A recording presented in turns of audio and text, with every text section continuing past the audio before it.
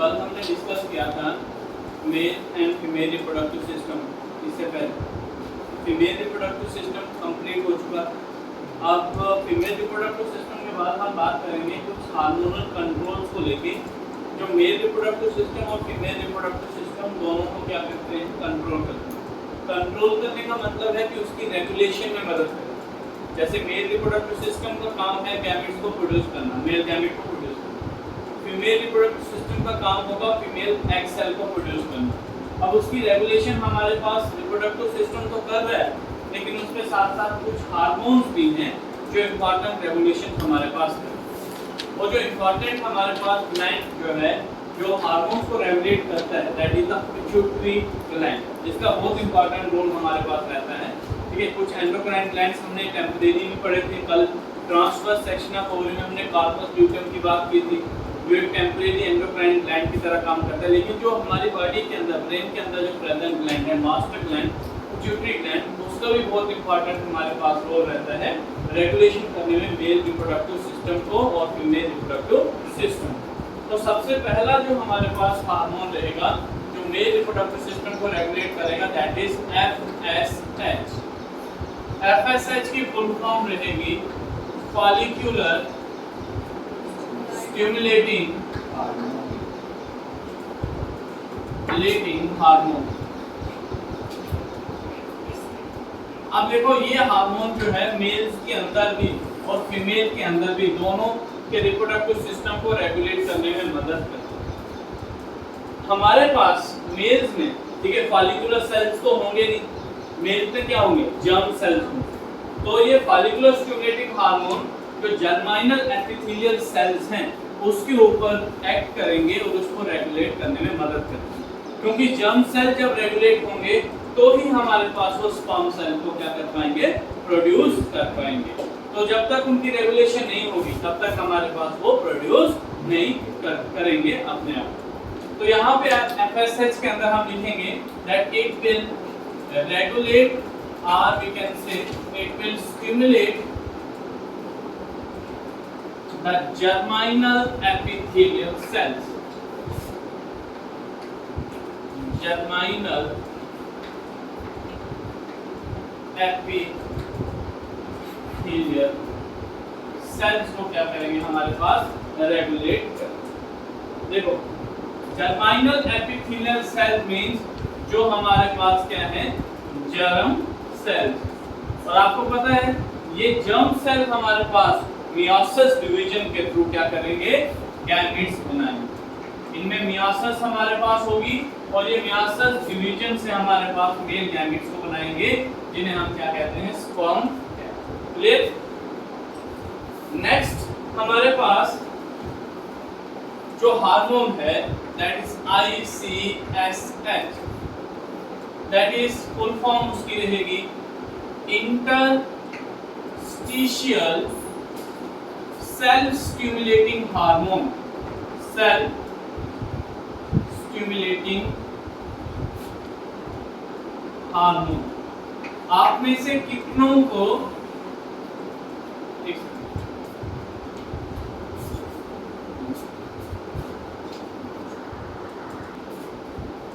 सो ICSH हमारे पास रहेगा interstitial cell stimulating hormone. ये बेसिकली क्या है, आप में से कितनों को याद होगा कि जब हमने ट्रांसवर्स सेक्शन ऑफ टेस्टिस पढ़ा था उसमें हमने सेमिनिफेरस सेल जो बनाए थे, जर्म सेल, उसके अंदर मास ऑफ सेल्स हमने बताए।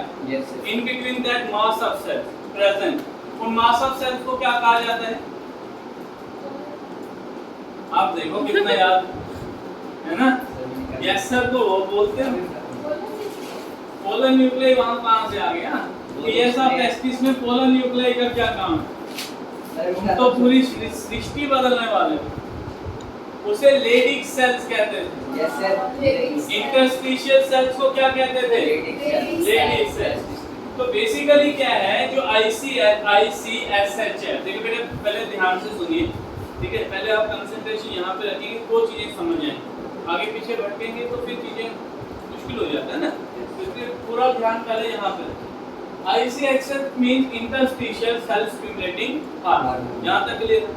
अब यहाँ पे क्या होगा, ये ICSH एसएच हमारे पास जो है इसको रेगुलेट करता है पिट्यूटरी ग्लैंड, ठीक है। पिट्यूटरी ग्लैंड जो है वो आईसीएसएच जो हार्मोन को रेगुलेट करेगा, उसको प्रोड्यूस करेगा, और आईसीएसएच जो है इन टर्म्स उसके बदले में it will regulate the Leydig cell, इसको रेगुलेट करेगा, लेडिक सेल को रेगुलेट करेगा। और आप लोग इंपॉर्टेंटली जानते हो कि लेडिक सेल का बहुत इंपॉर्टेंट रोल क्या होता है, मेल सेक्स हार्मोन को प्रोड्यूस करना, that is called as testosterone. कौन सा हार्मोन प्रोड्यूस करता है ये? टेस्टोस्टेरोन कहते हैं, जिसे एंड्रोजन या मेल सेक्स हार्मोन भी हम कहते हैं। Testosterone it is an androgen और we can say it is a male sex hormone भी इसे हम कहते हैं। क्लियर? तो ये दो इंपॉर्टेंट हमारे पास हार्मोनल कंट्रोल रहते हैं मेल रिप्रोडक्टिव सिस्टम को लेकर। अब मेल रिप्रोडक्टिव सिस्टम में मेल्स के अंदर मोस्टली हम प्यूबर्टी की बात करते हैं, ठीक है, कि प्यूबर्टी क्योंकि जो डेवलपमेंट है इसकी स्पर्म की जो फॉर्मेशन होगी मेल्स के अंदर वो at the time of puberty. Puberty मतलब मेल्स में जो प्यूबर्टी की रेंज है, प्यूबर्टी स्टार्ट्स इन मेल्स, बताइए बताइए, at the age of 13 years to 16 years। तो अब 13 से 16 साल के बीच में प्यूबर्टी टाइम रहता है किसका? मेल्स। उसमें इस टाइम पीरियड में बहुत सारी चेंजेस आती हैं, जो आपने भी अपने अंदर बहुत सारे चेंजेस को ऑब्जर्व किया। जब आप 9th में थे, छोटे छोटे थे ना, शरारतें करते थे, दाढ़ी नहीं आई थी, मूछें नहीं आई थी, ठीक है। अब जैसे जैसे आप 11th में 12th में पहुंच रहे हो, ठीक है, तो आपका प्यूबर्टी टाइम, अब यही एज ग्रुप आपका चल रहा है, कितनी होगी? 16 या 17 एज होगी। तो अभी आपका क्या है? प्यूबर्टी। तो अभी आप रिप्रोडक्टिवली क्या कर रहे हो? डेवलप कर रहे हो। रिप्रोडक्टिवली आप लोगों में डेवलपमेंट हो रही है, बहुत हद तक हो चुकी है, लेकिन अभी भी कुछ डेवलपमेंट प्रोसेस हमारे पास स्टार्ट हो। As compare to males, females में प्यूबर्टी जो है वो जल्दी देखने को मिलती है। लड़कियां जो है वो ज्यादा मैच्योर जल्दी होती हैं एज कंपेयर टू मेल्स, समझिएगा, इसलिए लड़कियां ज्यादा समझदार ना। क्या क्या चेंजेस हमारे पास प्यूबर्टी के टाइम पे देखने को मिलती हैं मेल्स के अंदर? चेंजेस क्या क्या होंगी? पहली हमारे पास जो चेंज होगी दैट द स्पर्मेटोजेनेसिस जो होगा वो स्टार्ट हो जाएगा। स्पर्मेटोजेनेसिस मतलब स्पर्म की फॉर्मेशन। अभी तक 13 साल से पहले वो बच्चा ही था, no sperm formation is going to take place. After 13 years sperm formation is going to start, that means spermatogenesis is going to start. Next, sex organ जो होंगे, सेकेंडरी सेक्स ऑर्गन जो होंगे वो डिवाइड करेंगे और फंक्शनल हो जाएंगे। Secondary sex organ become functional. तो इस एज ग्रुप में घर पे पेड़ बहुत कम टिकते हैं, है ना? नहीं टिकते ना। क्यों नहीं टिकते?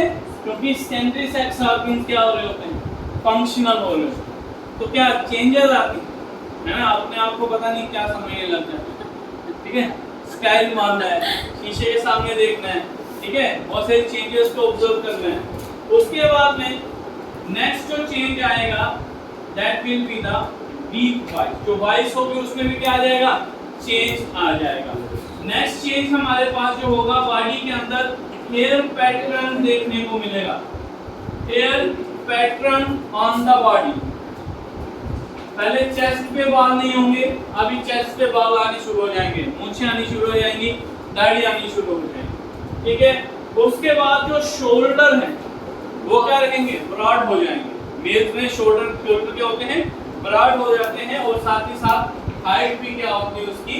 इंक्रीज होता है। तो there is broadening of shoulders and height increases। तो 9th क्लास में आपकी हाइट बिल्कुल छोटी सी रहती है, 12th तक एकदम से आप क्या करते हो हाइट को अटेन कर लेते हो। किसकी वजह से? इन्हीं हार्मोन चेंजेस की वजह से। तो हार्मोन्स हमारी बॉडी में बहुत इंपॉर्टेंट रोल प्ले करते हैं। लेकिन आजकल का सिस्टम क्या है?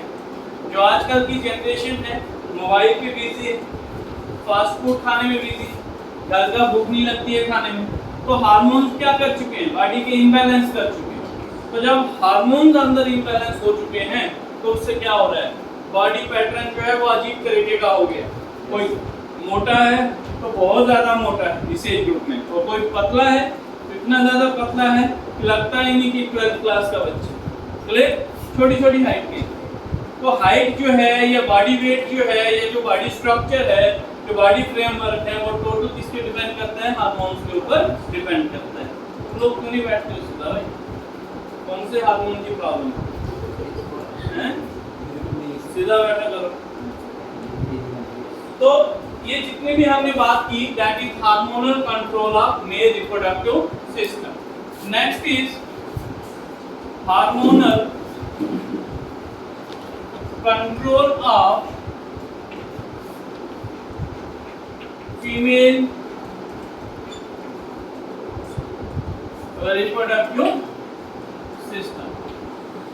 अब जो फीमेल्स हैं उनमें कौन कौन से हार्मोन्स हैं जो फीमेल रिप्रोडक्टिव सिस्टम को रेगुलेट करते हैं? सबसे इंपॉर्टेंट पहला वाला सेम रहेगा, that is FSH। What is full form of FSH? Follicular stimulating hormone. कल ट्रांसवर्स सेक्शन ऑफ ओवरी पढ़ी थी। Yes sir. ओवरी के अंदर फॉलिकुलर सेल्स पड़े थे, उन्हीं फॉलिकुलर सेल्स के ऊपर हमारे पास कौन सा हार्मोन एक्ट करेगा? FSH। तो हम यहाँ पे लिखेंगे that follicular stimulating hormone will act on follicular cells। और ये follicular cells कहाँ प्रेजेंट होंगे? ओवरी के अंदर प्रेजेंट होंगे। और जब follicular cells हमारे पास क्या करेंगे? उसके ऊपर follicle stimulating hormone एक्ट करता है, और ये फॉलिकल स्टिमुलेटिंग हार्मोन कौन सीक्रेट करता है? पिट्यूटरी ग्लैंड सीक्रेट करता है। ठीक है, तो ये डायरेक्ट कौन कंट्रोल कर रहा है इस फॉलिकल स्टिमुलेटिंग हार्मोन को? Pituitary gland.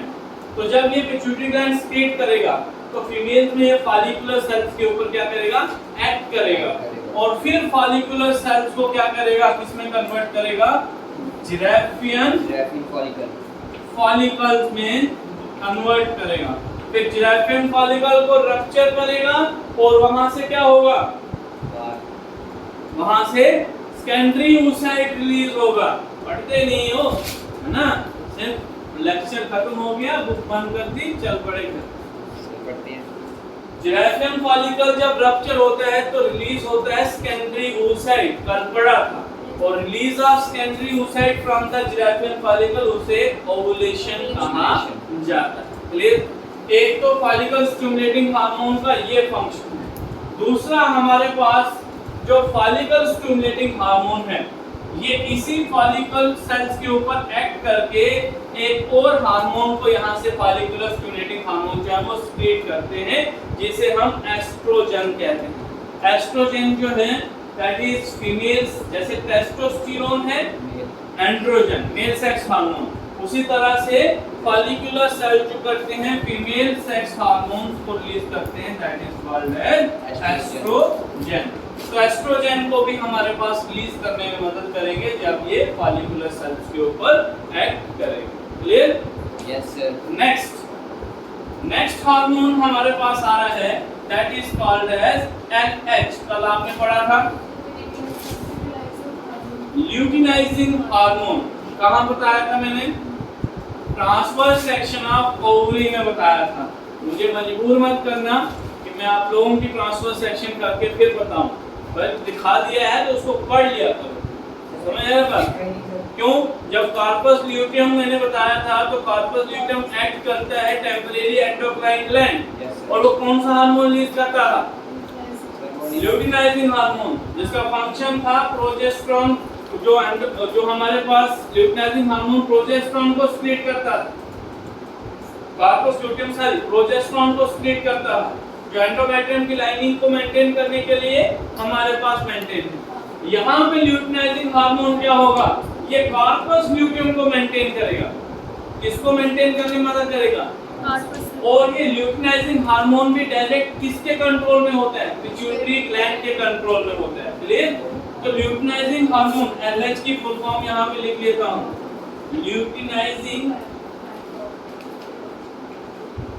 ल्यूटिनाइजिंग हार्मोन किसे हम कहेंगे, और ल्यूटिनाइजिंग हार्मोन किसके ऊपर एक्ट करेगा, corpus luteum. Yes, corpus luteum, शाबाश। और कार्पस ल्यूटियम का क्या काम होगा, it will secrete temporary endocrine gland, ठीक है, hormone which is called as progesterone, it will secrete an hormone called progesterone. और इस प्रोजेस्टेरोन का क्या इंपॉर्टेंट रोल रहेगा, एग्जाम में मैंने कल स्पेसिफिकली पॉइंट आउट करके बताया था कि ये सीबीएसई में पूछते हैं, what is function of corpus luteum, why corpus luteum act as a endocrine temporary endocrine gland. ये जो प्रोजेस्टेरोन है ये एंडोमेट्रियम की लाइनिंग को क्या करेगा, मेंटेन करने में मदद करेगा।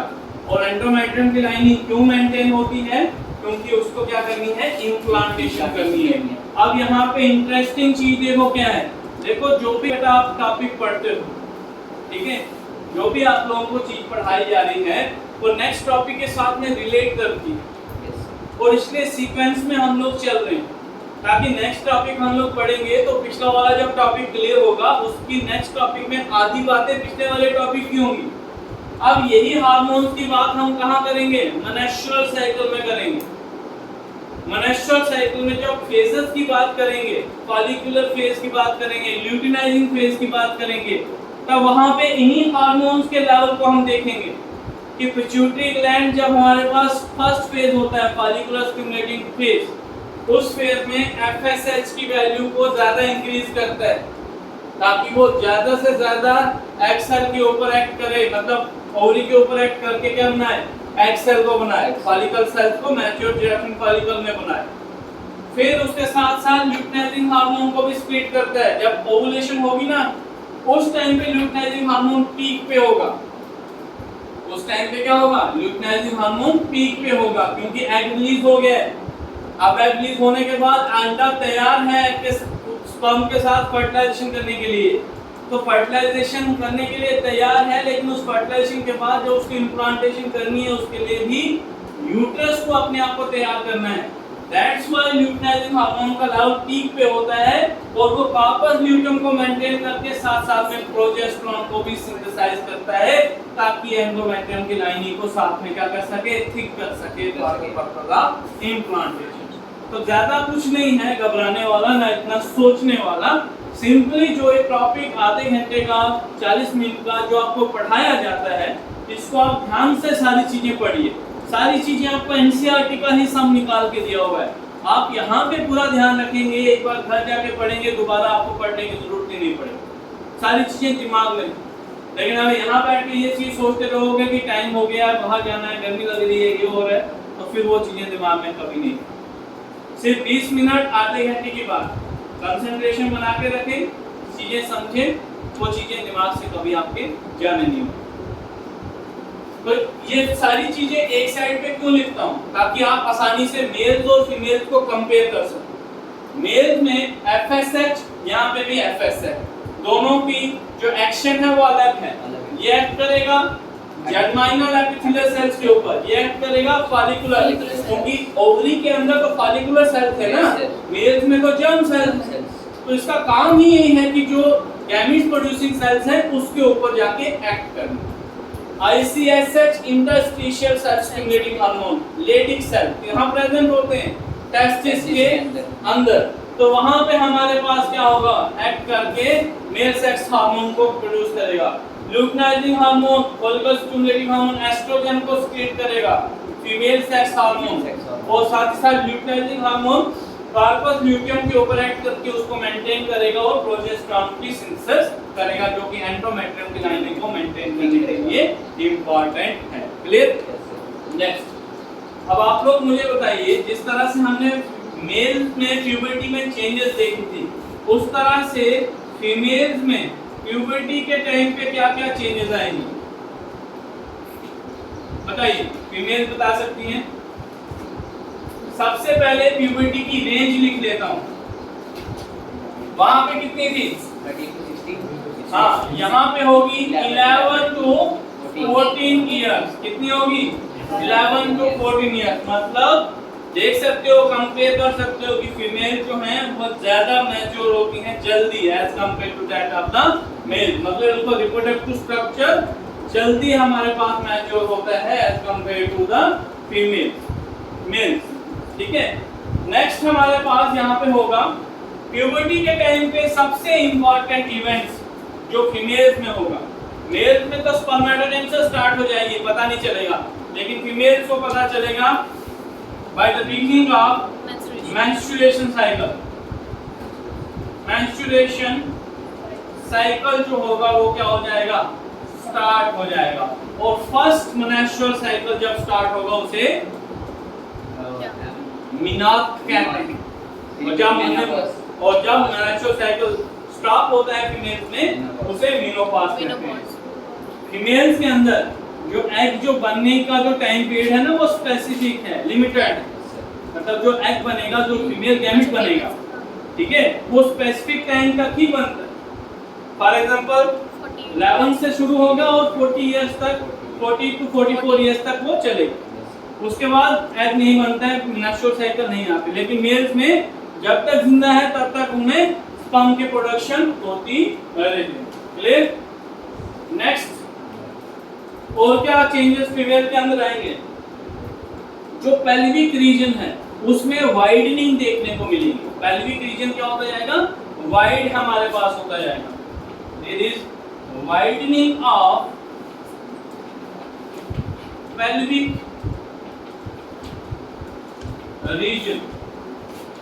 पेल्विक रीजन में वाइडनिंग होगी और मैमरी ग्लैंड की एनलार्जमेंट देखने को मिलेगी। There is enlargement of mammary gland. Enlargement of mammary gland. उसके बाद जो थाई रीजन है या जो हिप रीजन है फीमेल में, उस पोर्शन पे फैट की डिपोजिशन होनी स्टार्ट हो जाती है, जिससे वो पार्ट थोड़ा सा क्या हो जाता है, हैवी हमारे पास हो जाता है। नेक्स्ट हम लिखेंगे यहाँ पे that there is deposition of fat on thigh and hip region. तो ये कुछ कंपेयर है प्यूबर्टी को लेके मेल्स में भी और फीमेल्स में भी, और साथ ही साथ हार्मोनल कंट्रोल की भी बात की मेल्स और फीमेल्स को लेकर। अब ये क्यों इंपॉर्टेंट है? सीबीएसई में यहाँ से क्वेश्चन नहीं आएगा, डायरेक्ट नहीं आएगा, लेकिन यहाँ से नीट में से आपको क्वेश्चन जो है वो पूछ सकते हैं। ठीक है, ये कभी कभी पूछ भी लेते हैं, describe the role of hormones in male reproductive system और इन फीमेल रिप्रोडक्टिव सिस्टम, क्योंकि वो अगर 2-3 क्वेश्चन को मिला के एक क्वेश्चन बनाए, ठीक है, तो उसमें इसको भी एक पार्ट के अंदर इंक्लूड कर सकते हैं। आज सिंपल आपसे FSH, LH का रोल पूछ सकते हैं फीमेल रिप्रोडक्टिव सिस्टम के अंदर या मेल रिप्रोडक्टिव सिस्टम के अंदर। ऐसा क्वेश्चन जो है वो सीबीएसई ने पूछा, तो अगर आएगा तो कर लोगे, ठीक है, पढ़ लेना अच्छे से, ठीक है, इसको कर लेना, पढ़ लेना, रिवाइज कर लेना। कल संडे है, ठीक है, आप लोगों को छुट्टी रहेगी, लेकिन मंडे के लिए आपने ये कंप्लीट चैप्टर अभी तक जो हमने पढ़ा है, क्योंकि ये अभी तक जो आज हमने किया इसमें मेल और फीमेल रिप्रोडक्टिव सिस्टम हमने कंप्लीट कर लिए। हमें मेल रिप्रोडक्टिव सिस्टम में क्या क्या चीजें इंक्लूड रहती हैं, उसका स्ट्रक्चर कैसा है, फीमेल का क्या स्ट्रक्चर है, कौन कौन से पार्ट्स इंक्लूड रहते हैं, वो सारी चीजें हम लोग पढ़ चुके हैं। अब मंडे को हमने नेक्स्ट टॉपिक शुरू करना है, that is process of formation of gametes, gametogenesis. ठीक है, तो वो टॉपिक शुरू करने से पहले एक बार इसको अच्छे से रिवाइज कर लेना। जो डायग्राम वाले पोर्शन है उनकी एक बार अच्छे से प्रैक्टिस कर लेना। 1 मार्क्स 2 मार्क्स जैसे आपको समझाया था इस तरह से क्वेश्चन पूछे जाएंगे, उनको भी एक बार प्रैक्टिस कर लेना। और कुछ इंपॉर्टेंट क्वेश्चन आंसर की इन्हीं टॉपिक में से कुछ आपको एमसीक्यूज और पीडीएफ भी मैं शेयर कर दूंगा, उसकी भी संडे को आप लोग प्रैक्टिस करो। क्लियर? इतना काफी है? ठीक। है